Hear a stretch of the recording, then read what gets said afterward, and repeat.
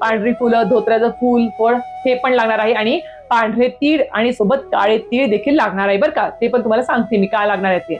आता तुम्हाला देवपूजा झाली, पंचामृताने अगदी तुम्हाला सांगितल्याप्रमाणे आपला पहिला श्रावणी सोमवार झाला, नागपंचमी सण देखील साजरा झाला.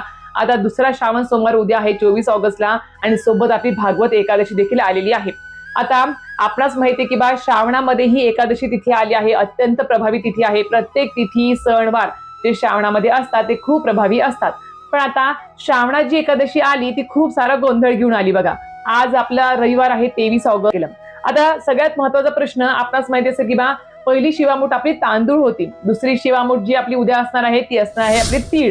आता तीळ हे आपली शिवामूठ उद्या आहे. आता आपणास माहिती की आपला भगवान शंकरांची उद्या आराधना उपासना. सगळ्यात महत्वाचं कपड्यांवरून नाही तर आपल्या मनावरून आपली ओळख होत असते, आपल्या विचारांवरून आपली ओळख असते. त्यामुळे आपलं मन आणि विचार पवित्र पाहिजे, आपलं आचरण चांगलं पाहिजे, तर तुम्ही कुठल्याही कपड्यांमध्ये छान दिसणार आणि उठूनच दिसणार आणि त्याचा प्रभाव देखील पडणार.